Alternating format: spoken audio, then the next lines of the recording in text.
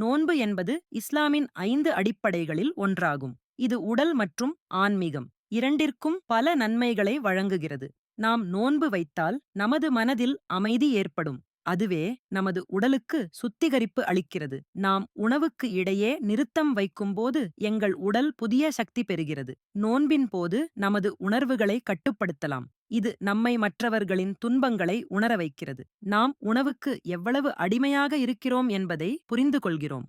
நாம் நோன்பு வைத்தால் நமது நம்பிக்கையும் வலுப்பெறும். இது நமக்கு ஆன்மீக வளர்ச்சியை தருகிறது. நீங்கள் இந்த அனுபவத்தை பெற விரும்பினால் இன்று நோன்பு வையுங்கள். Here are some of the best and most famous hadiths about fasting in Tamil. 1. The special reward for fasting, நோன்பின் கூலி.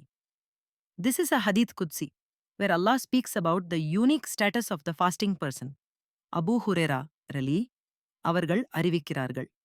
அல்லாஹ் கூறுகிறான், மனிதனுடைய ஒவ்வொரு செயலும் அவனுக்கே உரியது. நோன்பைத் தவிர நோன்பு எனக்குரியது. நானே அதற்கு கூலி கொடுப்பேன். சஹீஹ் Bukhari 1904. Allah says, every act of the son of Adam is for him, except fasting. It is for me, and I will reward it. 2. The gate of Ar-Rayyan.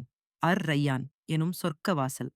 There is a specific entrance to paradise, reserved only for those who fast. Chahal இப்னு சஃப்து ரலி அவர்கள் அறிவிக்கிறார்கள், நிச்சயமாகச் சொர்க்கத்தில் அர்-ரய்யான் என்று அழைக்கப்படும் ஒரு வாசல் இருக்கிறது. மறுமை நாளில் நோன்பாளிகள் மட்டுமே அதன் வழியாக நுழைவார்கள். அவர்களைத் தவிர வேறு எவரும் அதன் வழியாக நுழையமாட்டார்கள். சஹீஹ் Bukhari 1896. 3. Forgiveness of past sins. பாவ மன்னிப்பு. Fasting with sincere faith is a means to wash away previous sins. Abu Huraira ரலி அவர்கள் அறிவிக்கிறார்கள், யார் ரமலான் மாதத்தில் நம்பிக்கையுடனும் ஈமான் நன்மையை எதிர்பார்த்தும் இக்திசாப் நோன்பு நோக்கிறாரோ அவருடைய முந்தைய பாவங்கள் மன்னிக்கப்படும். சஹீஹ் புகாரி 1901. 4.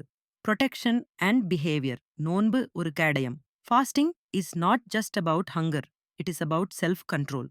நபி அவர்கள் கூறினார்கள், நோன்பு ஒரு கேடயமாகும். எனவே நோன்பு நோற்றிருப்பவர் தீய பேச்சுக்களை பேச வேண்டாம். முட்டாள்தனமாக நடக்க வேண்டாம். யாராவது அவரிடம் சண்டையிட்டாலோ அல்லது அவரை திட்டினாலோ நான் நோன்பாளி என்று இருமுறை சொல்லட்டும். சஹீஹ் Bukhari 1894. 5. Falsehood invalidates the spirit of fasting. If one does not leave bad habits, the hunger of fasting has no value. Abu Huraira ரலி அவர்கள் அறிவிக்கிறார்கள், யார் பொய்யான பேச்சையும் அதன்படி நடப்பதையும் விட்டுவிடவில்லையோ அவர் தனது உணவையும் பானத்தையும் விட்டுவிடுவதில் அல்லாஹ்வுக்கு எந்தத் தேவையுமில்லை. சஹீஹ் புகாரி 1903. நோன்பு ஒரு கேடயம். அது பாவங்களிலிருந்து நம்மைக் காக்கும். மறுமையில் பரிந்துரை. நோன்பு மறுமை நாளில் நமக்காக அல்லாஹ்விடம் பரிந்துரை செய்யும். உடல் ஆரோக்கியம். ஆன்மீக நன்மைகளுடன் உடல் ரீதியான நன்மைகளும் நோன்பில் உள்ளன.